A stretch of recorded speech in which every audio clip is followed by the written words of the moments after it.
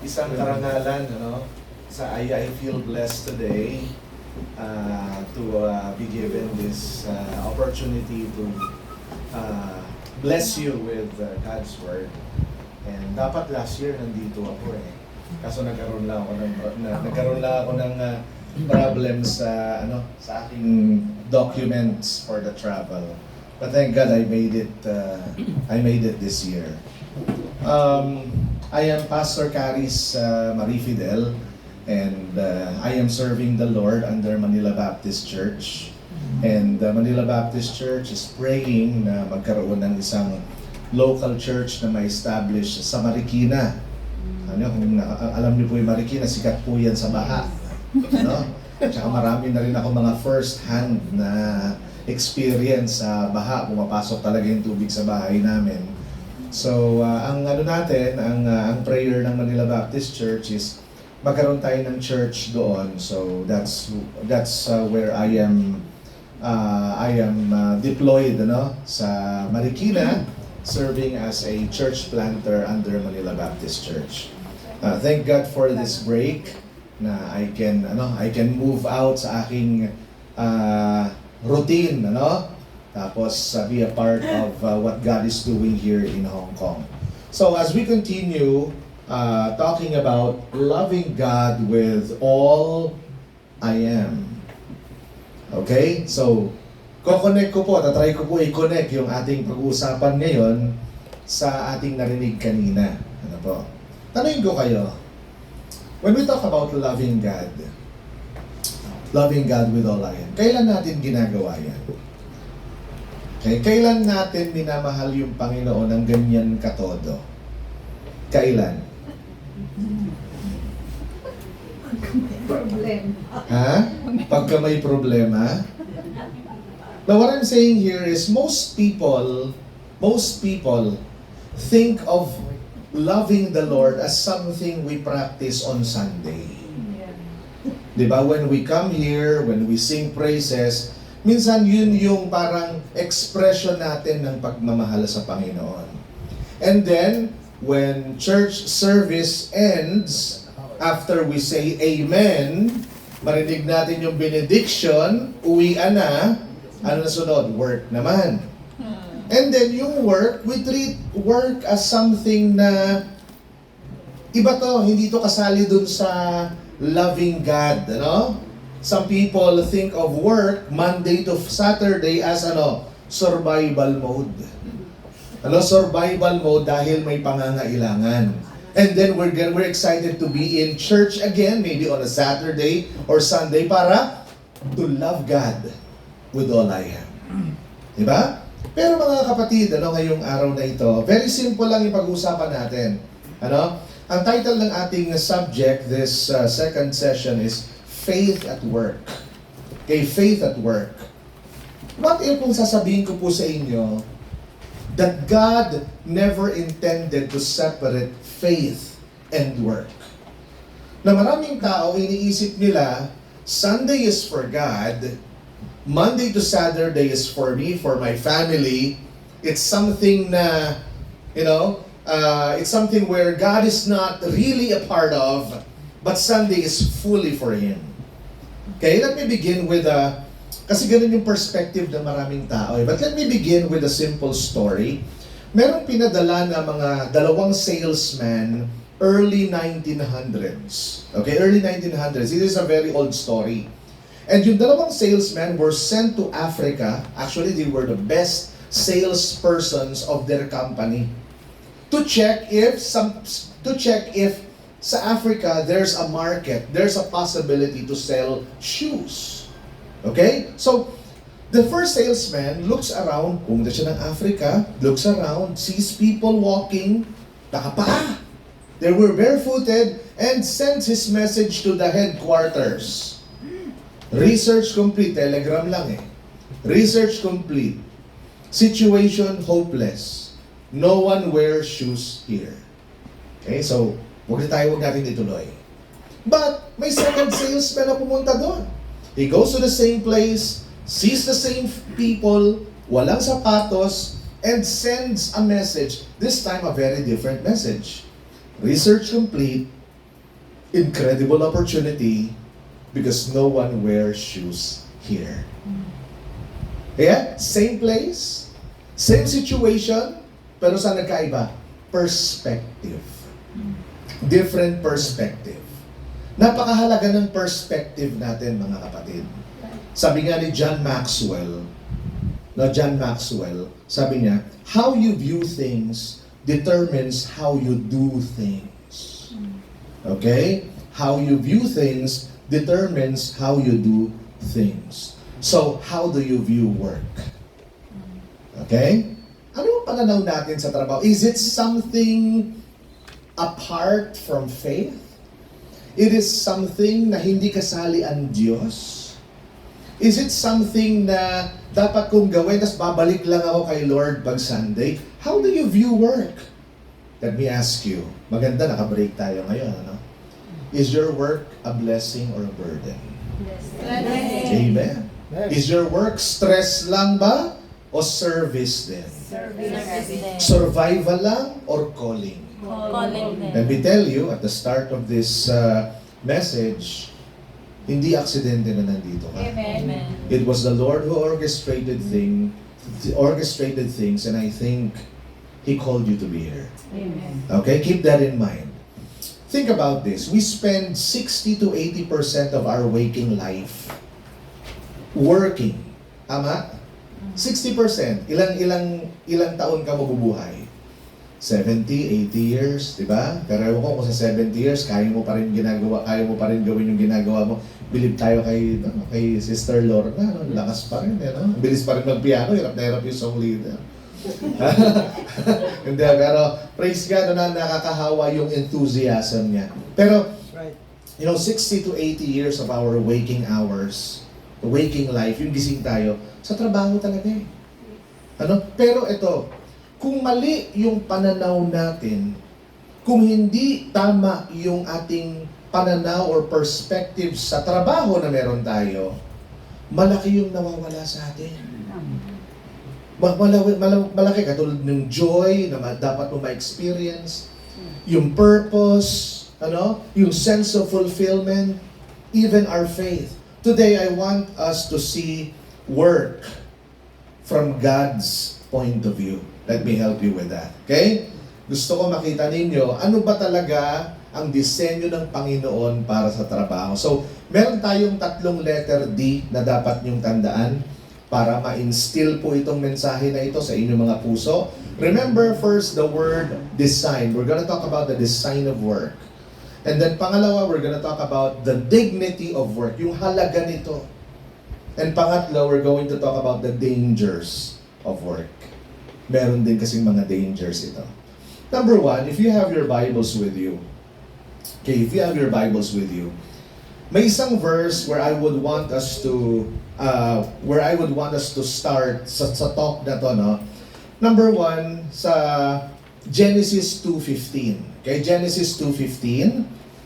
If you have your Bibles, makikita po natin dito, sabi ng salita ng Diyos, the Lord God took the man and what did He do? Put him in the Garden of Eden. Para saan? Okay, to dress or to work it, to dress it, and take care of it. Very important observation. Okay? Itong ginawa ng Panginoon, as we talk about the first thing this morning, God's design for work. Okay? This happened, Genesis 2:15 happened before man fell into sin. Ibig sabihin, ito nasa perfect state yung mundo. Maayos ang lahat. Pero ang pagtatrabaho ay parte na nito. Kasi may mga tao na iniisip nila, ay kaya tayo nagtatrabaho kasi nahulog sa kasalanan si Eva at Adan eh. Kung hindi sila nagkasala, di hayay ang buhay natin, di ba? Kung hindi nila, nga na lang tayo, mahuhulog na lang ang di ba? Hindi na tayo natin kailangan magdilig kasi hindi mga kapatid. Sabi dito, nung ginawa ng Panginoon ang mundo, work is part of God's perfect design. Alam mo, ang mga Griego ang umiba ng, umiba ng perspective ng trabaho eh. Kasi yung mga Griego, napansin ninyo, sa mga sculpture nila, laging nag-iisip. Pansin nyo yung mga, laging nakagano.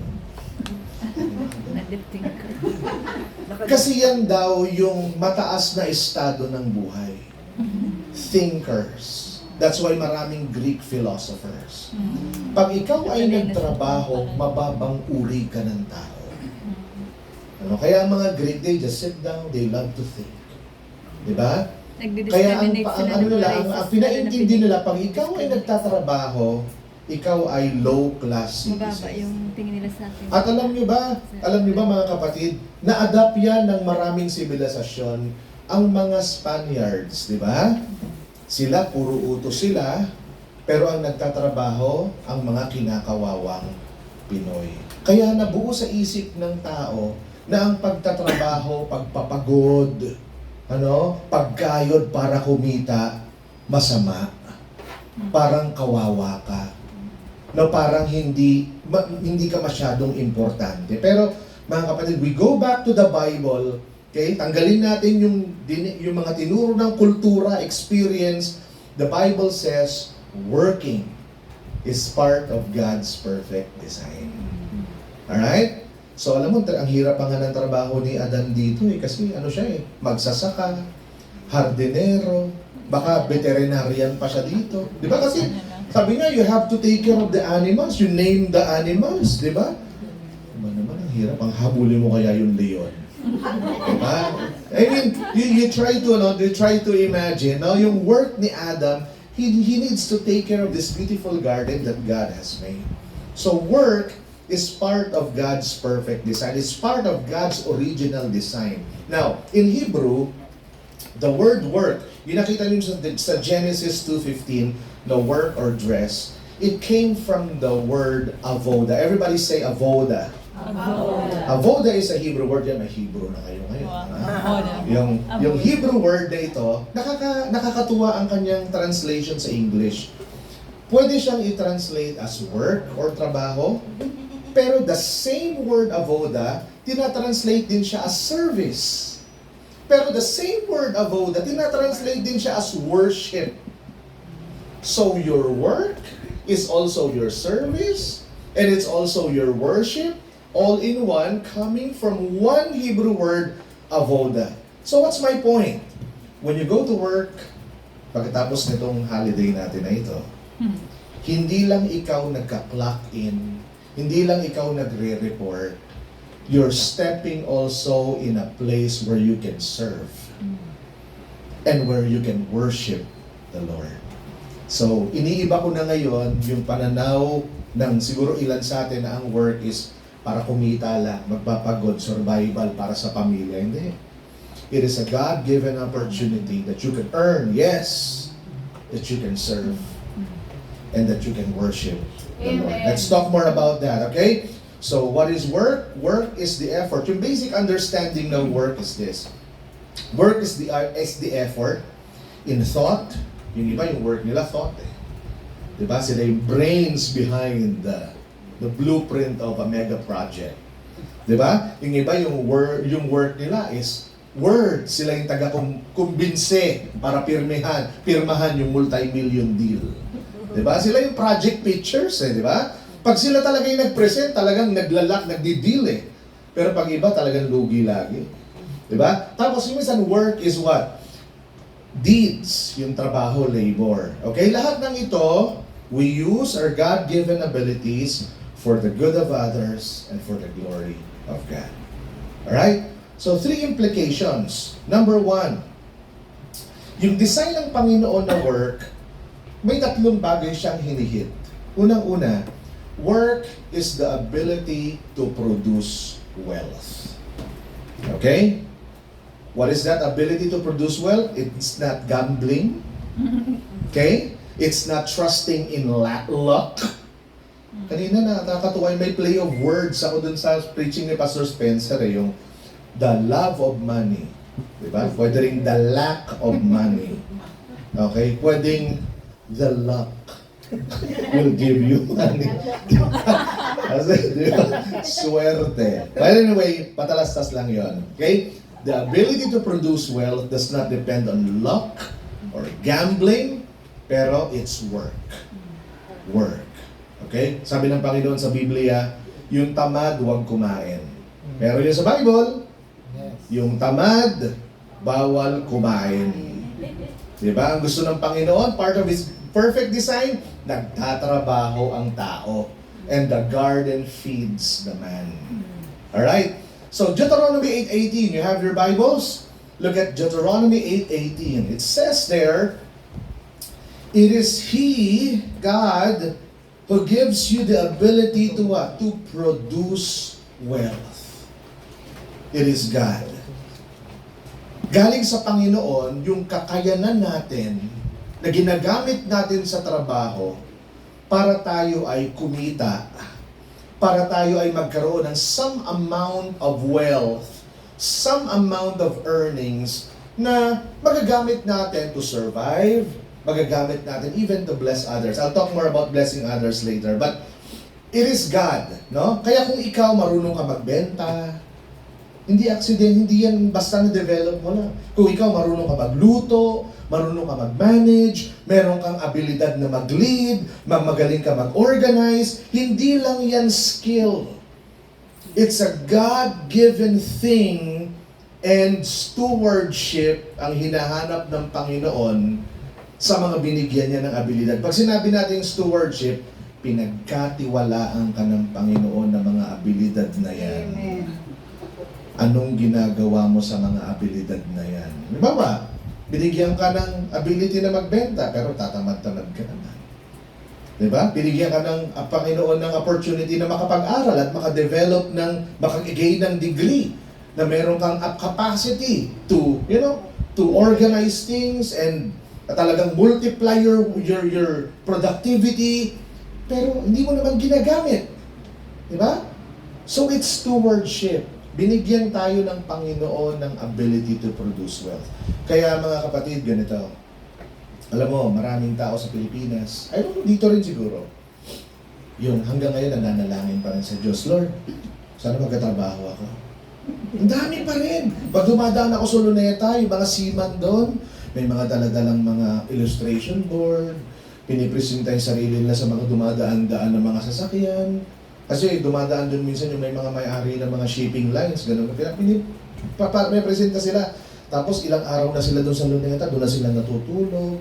Maaga pa, pupunta na naman doon. Wala pa rin trabaho. Tapos may pamilyang pakakainin. Pero kayo mga kapatid, biniyayahan kayo ng Panginoon ng trabaho. Amen. So I'm talking to blessed people today. Amen? Amen. May trabaho kayo, you're blessed. You're blessed. Because God has given you an ability to produce wealth. Hindi ko sinabing limpak-limpak na salapi pero pwede rin. Hindi natin alam. Diba? Pero, minimit ng Panginoon ang ating mga pangangailangan. Minsan nga, sobra pa na nakakabili tayo ng a little bit sobra para sa mga wants natin. Alright? So, sabi ko nga, kung hindi lahat may trabaho. Kaya kung meron ka, regalo yan ng Diyos. Okay? So another thing about work. Work gives meaning and satisfaction. Okay? It gives meaning and satisfaction. May mga araw na pagod ka. Pero paghiga mo, pag-uwi mo, may saya ka sa puso. Bakit? Because nagkaroon ng silbi ang buhay mo sa araw na yun. Amen. Pagod ka, di ba? Pero natapos yung project. Pagod ka, pero napakain ang lahat. Di ba? Pagod ka, pero naging instrumento ka ng good health and healing sa ibang tao. So, it gives, nakakapagod man, pero masaya ka kasi hindi kayong parang yung parang hinihipan lang ng hangin kung saan mapunta, di ba? Hindi ka tambay. May purpose yung buhay mo. So alam mo tayo na mga tao, create tayo ng Panginoon, hindi lang maging tagatanggap. God also created us to contribute. Di ba? Nakaka-contribute tayo sa community pag nagtatrabaho tayo. Is I'm also ministering not just to a church in Marikina. What I'm doing is sa Mega Prime Foods every Monday, kahapon absent ako eh. I talk to people there, yung mga in charge sa paglalata ng mga sardinas, yung Mega Sardines. Yun, every Monday I meet with them. One-on-one kami lagi. And alam nyo, minsan yung mapapatingin nila sa sarili nila, alam mo naman sa Pilipinas, di ba? Parang yung pag binayaran ka doon, kulang ka eh. Pero sabi ko sa kanila, look at it this way, no? Yung ginagawa ninyo, yung sardinas, yan ang pangsalba sa sa mga nasalanta. Di ba, sardinas talaga bumubuhay sa mamamatay na sa kalamidad eh. Di ba? Pero kayo ang ginagamit ng Diyos. Yan ang contribution ninyo. Kung walang gagawa ng sardinas, marami rin maghihirap, maraming hindi makakasurvive. And I appreciate them kasi si Mega, sila lagi yung unang nagbibigay. Sila yung pinakamabilis mag-release ng sardinas. Basta kailangan, bibigay talaga yan sila. Yan, kung marami kailangan, binibigay pa nga 50% pero minsan libre pa. That's how, yun ang contribution nila. So, going back to what I'm talking about, God wired us not just to consume, but to contribute to the community. Meron tayong contribution sa mga pamilya. Di ba? Isipin niyo yung pamilyang inaalagaan natin pag wala tayo. Isipin mo yung company na we're a part of pag wala tayo. Hindi naman sa nagmamalaki tayo, pero ilagay tayo ng Diyos doon for a purpose. Alright? So we find meaning and satisfaction doon. Pangatlo, work is also our worship and service to God. Pag nagtatrabaho tayo, taking off from the word avoda, which means work, service, and worship, pag nag-work tayo ng maayos, nabibigyan natin ng kaluguran ng Diyos, nakakapaglingkod din tayo sa Diyos. Well, sabi sa Colossians chapter 3 verse 23, maganda rin yan na i-mark sa Bible ninyo, no? Colossians 3:23 says, everybody, lahat na nakahanap ng verse na yan, sabayan ako sa pagbasa. Begin. Whatever you do, work it with all your heart as working for the Lord. So next time na na-stress ka, sabihin mo sa sarili mo, hindi ka lang nagtatrabaho para sa boss mo. Naglilingkod ka rin para sa Diyos. Di ba? Yung excellent work mo is your worship to God. Ang trabaho natin galing sa Diyos. Now, pag nagbigay ka sa isang tao, tapos hindi niya iningatan yung binigay mo sa kanya, ano mafe-feel? Ouch. Disappointed. Disappointed. Yung binigay ka pa ulit? Hindi na po. Di na, di ba? Di na. Pero pag may binigay ka, nakita mo inaalagaan, pinagyaman, nagbigay ka ng puhunan, pinalaki. Di ba? Naging excellent siya, i-bless mo pa yan. Matutuwa ka. Well, the Lord has given us jobs. When we do excellent work, we give Him glory. Diba? Wag mo, para bang, kung i-personify natin yung Panginoon, wag mong hayaan na ma-feel ng Panginoon na pagsisisihan niya na binigyan ka pa niya ng trabaho. Mapapahiya lang pala siya. Diba? Kaya, pero magbasaya siya dahil sa maganda nating performance, He is given glory and maybe more blessings to come. Diba? According to His will. So, how many of you sometimes see work as a survival mode only? Diba? Sana po ay mabago ang ating pananaw sa trabaho. Pangalawa, let's talk about the dignity of work. Okay? Dignity of work. Okay? Ang halaga ng trabaho mo sa mata ng Diyos. Okay? Babalikan ko yung Colossians 3:23. Okay? Sinabi niya dito na whatever you do, work at it with all your heart as working for the Lord. Okay? So when we work for God, ordinary becomes extraordinary. For example, naglilinis ka lang. Nilalang natin yan. Pero pag isipin mo na you're doing it for the Lord, di ba nagiging extraordinary? Amen. It's para sa Panginoon eh. O nagluluto ka lang. Hindi pa lahat ng nagluluto, hindi pa lahat ng pinaglulutuan mo, kaibigan mo. 'Di ba? Pero pag nagluluto ka para sa Panginoon, gumaganda yung trabaho kasi para kay Jesus to eh. 'Di ba? So, ordinary becomes extraordinary. Now let me give you 3 truths about dignity. Number 1, work is for God's glory. When you're packing, when you're selling, when you're cooking, cleaning, supervising, walang small job sa Diyos. When you do it for God, kung faithful ka sa maliit, God sees it as important. God sees it as big. Okay? So when you're faithful with the little and when you're doing it for God. Pangalawa, work is for your good. In Genesis 2:15, makikita natin ang Panginoon, nilagay niya yung tao sa garden, pinagtrabaho niya si Adan ng mabigat na trabaho, di ba? Pero of course, maganda pa yung mundo nun. Pero trabaho, that's serious work. Pero alam niyo, bakit pinagtrabaho pa ng Diyos ang tao? Anong good? Anong pwedeng mangyari doon? Let me tell you, work is for your good. Why? Work builds character. Work builds character. Minsan yung mga anak ko, no, parang, syempre di ba sila nagkatrabaho, pag nagpapabili, kinakabahan ako. Pag pupunta kami sa mall, may lecture muna bago, pagdating natin sa mall, walang magtuturo, no, hindi walang sweldo si daddy ngayon. Yan. Kailangan may orientation. Dahil pag pumunta kayo sa mall na walang orientation, pag uwi, may tampuhan kayo. Di ba? May tampuhan kayo. Kasi, syempre, hindi niya alam. Akala niya, expecting siya. Ganon. Pero habang ganon na mag-behave yung bata. Pero as we age, tapos nagka-work tayo, marunong na tayo ng budget. Marunong na tayong mag-mental math at magpigil. Mag-practice ng self-control. Marunong na tayo ng tinatawag na delayed gratification. By the way, delayed gratification is always good. Yung parang, deserve ko to. Diba? Gusto ko to eh. Pero every time na napipigilan mo yung sarili mo, that's good.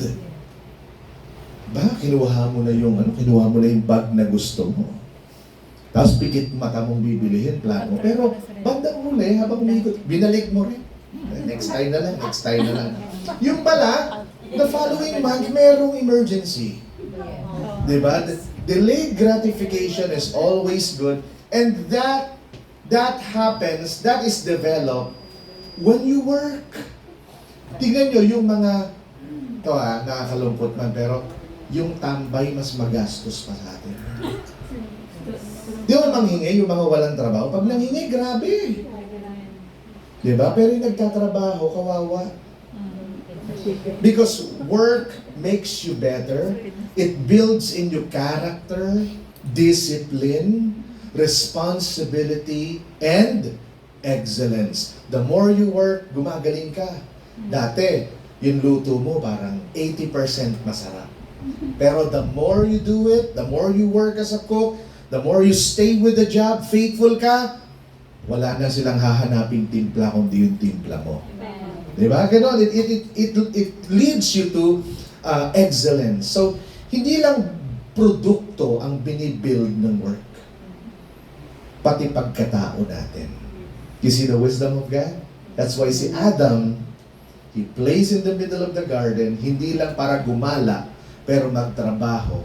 Because God designed work for our good. Okay? And then another thing about work. Work, of course, is for God's good, for God's glory. Work is for our good, making us better people. Pangatlo, work is also for the good of others. It's also for the good of others. Let me explain. Ephesians chapter 4, verse 28. Okay? In Ephesians chapter 4, verse 28, there's a verse, and I'm going to read it, okay? 4:28. It says,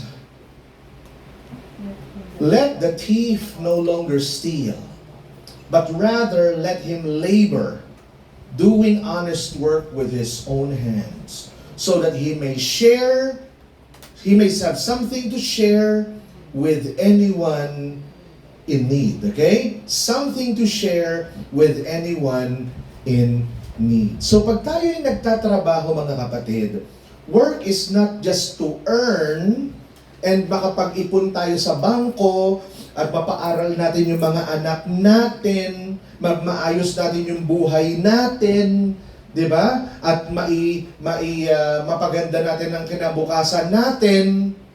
Hindi, pag nag-work ka, ginagamit ka rin ng Panginoon para matulungan din ang future, hindi lang natin, pero nila. True. Alright? Sino sa inyo dito naka-experience na na ginamit kayo ng Panginoon, not just to bless your family, but to bless other people outside your family? Di ba? Nakaka-extend tayo ng tulong. Di ba? Sa mga kaibigan natin, kahit paano may naiabot tayo. Sa mga nagugutom, sa mga nasalanta, meron tayo. We bless others. God has given us a work, a job, okay, so that we can be a blessing not just to our family, but to many people, to other people. Your work feeds families.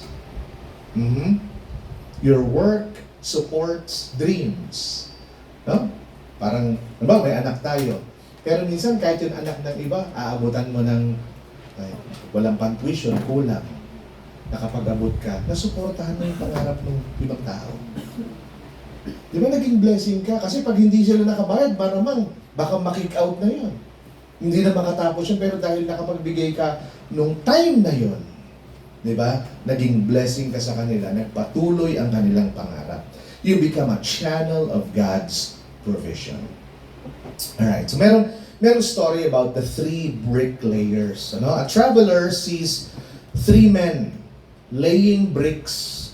Parang ngayon hollow blocks na before yung mga bricks. Each one of them, 3 sila, naglilay sila ng bricks. So, tinanong niya ang bawat isa sa kanila, what are you doing? What are you doing? The first says, I'm laying bricks. Simple lang sagot niya. Obvious ba? Di ba? I'm laying bricks. The second, tinanong niya, what are you doing? Sabi ng pangalawa, I'm building a wall. Pero yung pangatlo, tinanong niya, what are you doing? I'm building a cathedral. Pare-pareho lang ginagawa nila, pero iba yung vision nila. Di ba? Iba yung vision nila. So please, mga kapatid, never look down on what you're doing. Okay? Never, don't ever feel inferior about the kind of job you have. Okay?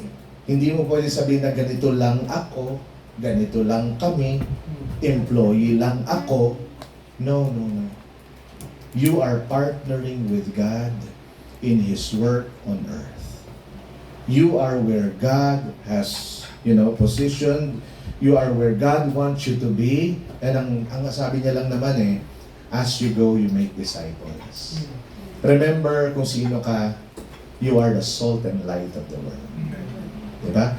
Kanina I was talking to one of you, na sabi niya, na ilagay siya dito, tapos dito pa siya nakapag-witness. Dito pa siya nakapag-share. Tapos yung nasharean niya, dito pa nakinig. Pero minsan gano'n nilalagay tayo ng Panginoon. Minsan masyadong marami tayong boses na naririnig sa Pinas Kailangan kanyang dalihin sa Hong Kong para marinig mo ng malinaw yung boses niya. Marami tayong masyadong ginagawa sa Pinas. Ang dami-dami natin nagawa. Hindi rin natin siya nasusunod. Kaya nasa Hong Kong, nagiging witness ka talaga. Kasi hindi nagkakamali ang Diyos Diba? So huwag mo sabihin na ito lang ako. Ilagay mo yung Panginoon sa iyong vision, sa iyong perspective. No? Hindi mali, hindi yan lang. Importante, nandito ka sa plano ng Diyos. So, how do you see your work today, mga kapatid? A task, a project, or a part of God's greater plan? God's greater plan. Diba? So, minsan tatanungin nyo yung Panginoon, Lord, anong plano mo sa akin? Why am I here? Ganda tanungin Nandito ba ako for money lang? I'm sure hindi. Diba? So whenever there's an opportunity, be bold, be brave, and trust God's guidance. Nasa pangatlo na po tayo, matatapos na po ako. Okay? Let's talk about the third D, the danger of work. Okay? Maganda to, the danger of work. Konting paalala lang. You know, work is good. But even good things become dangerous when misplaced. Number one, anong danger ng work? Work can become an idol. Okay, so let's talk about idolatry of work. Sabi ni Jesus, but seek ye first the kingdom of God and His righteousness, and all these things shall be added unto you. Anong context nun? Don't worry about what you will eat, what you will wear, di ba? What you will drink. Ang mga tao gumigising para sa trabaho, para sa kita. Kita mo, pag trabaho, gigising na maaga. Lalaban sa traffic. Di ba? Kahit may lagnat, papasok. Pero pag linggo, late eh. Diba? Hindi mo na mag-church. Diba? Parang yung Panginoon, kaya natin absinan. Yung Panginoon, kaya natin na pag nagpapalit ka ba sa boss mo, ano mangyayari sa'yo? Atay ka, diba? Atay ka. Pero yung nagbigay talaga, yung boss talaga natin, yung nasa taas eh. Diba? So, mga kapatid, sabi ni Jesus, unahin niyo ako. Unahin niyo ako. Pero minsan, yung work ang mas nagiging importante kaysa dun sa nagbigay sa iyo ng trabaho. Some people live to work. Their identity is their title. Their worth is their performance. But remember this truth, mga kapatid. You are not what you do. You are who God says you are. Jesus said, seek first the kingdom of God. Alam mo, dapat baguhin natin, ano? May naalala ko yung Nescafe na commercial. Eh. Para kanino ka bumabangon? Ha? Para kanino ka bumabangon? Para sa pamilya? Good answer. Para kumita? Fair. Pero maganda, bumabangon ako para sa Panginoon. And sabi ng Panginoon, when you put me first, when I become your priority, okay? When I become the most important person in your life, I'll take care of you. Diba? And all these things shall be added unto you. Yan ang test ng Panginoon sa atin eh. He is first, He is more important than the work. We don't make work the idol.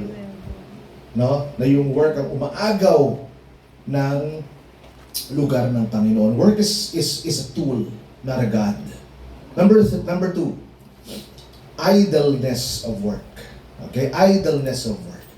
Proverbs 20 verse 4, if you can look for that. Proverbs 20 verse 4. Okay?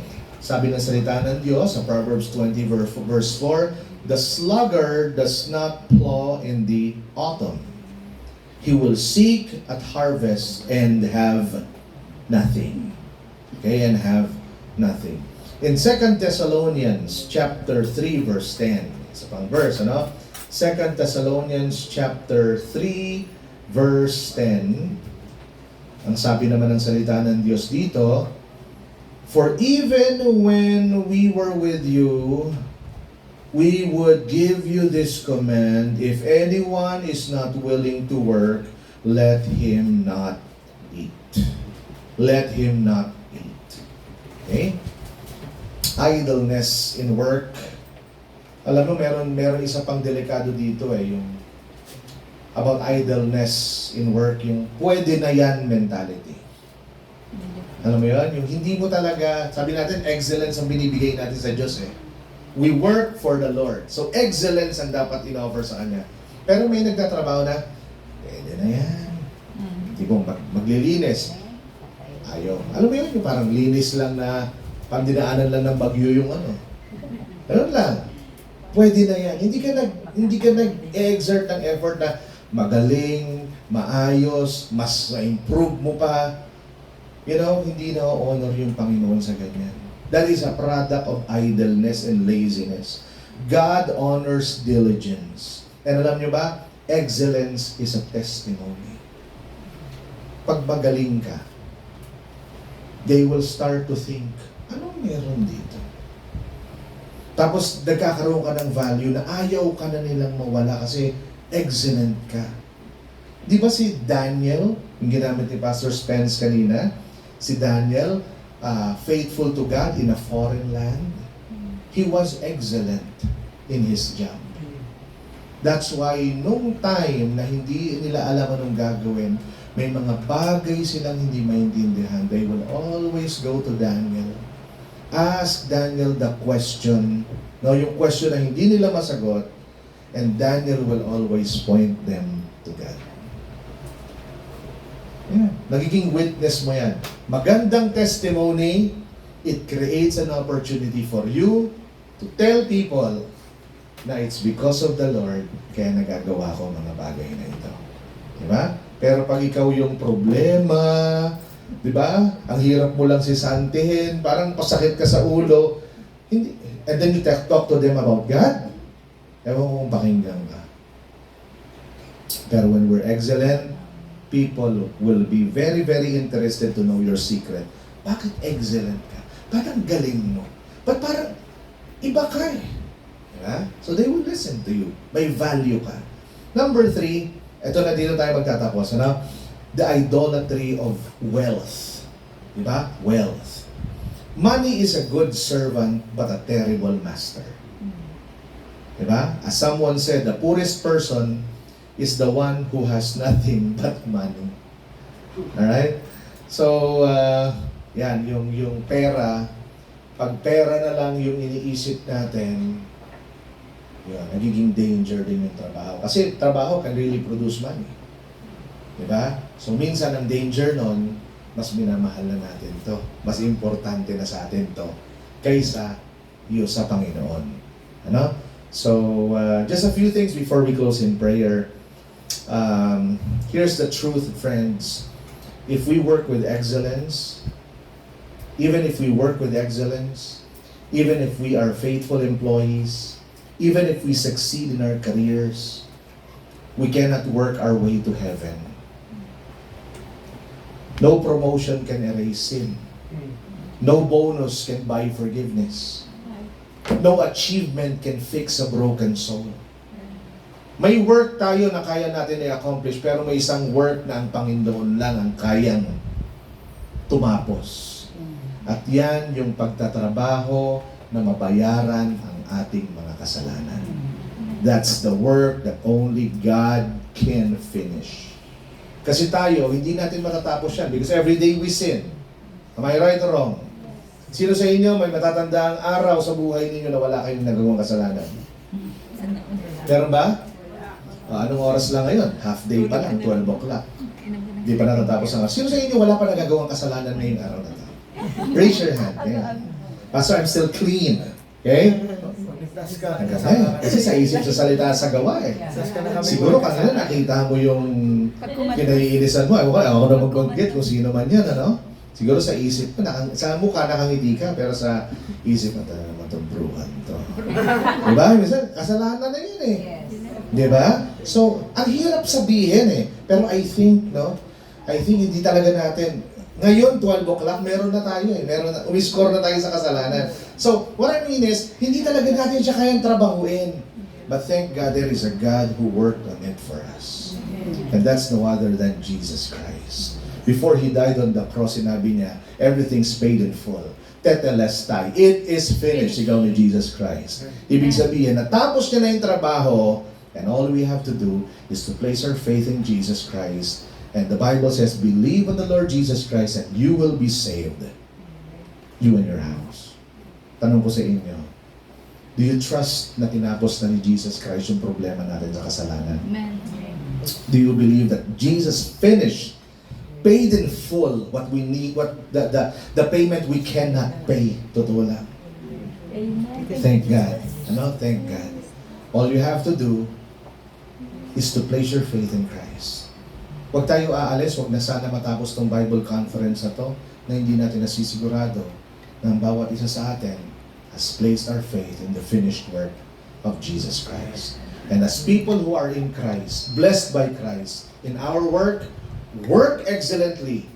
Don't just remember Jesus on a Sunday, but every day, work excellently, and you will be a good witness. You will, and opportunities to share Jesus Christ in your workplace will be open. And be ready to share about the love of God, the saving grace of the Lord. Okay, tayo po yumuko at tayo po'y manalangin. Okay, the one looking around, if you're here today and hindi mo pa alam, hindi mo sigurado kung si Jesus Christ ay talagang nailagay mo na ang iyong pananampalataya sa Kanya. Marahil, ngayon gusto mo talagang gumawa ng decision at sabihin sa Panginoon, Lord Jesus, I believe in you. I place my faith in you, Jesus, that you paid the penalty of sin for me on the cross of Calvary. Jesus, forgive me for my sins, and I invite you to come into my heart and be my Lord and Savior. Sabihin mo sa Panginoon yan, no? Sabihin mo sa Kanya, and ang promise ng Panginoon, whoever believes in me shall not perish but have everlasting life. Father God, thank you for your word. Thank you, Lord, for we can just fill our hearts, Lord, with these precious words from the Bible. I pray, dear God, that you would give us the wisdom really to digest everything. And thank you, Lord, for the blessedness, Lord, of being in you and knowing you and being able to know you more. Thank you for this Bible conference in Jesus' name. Amen. Amen.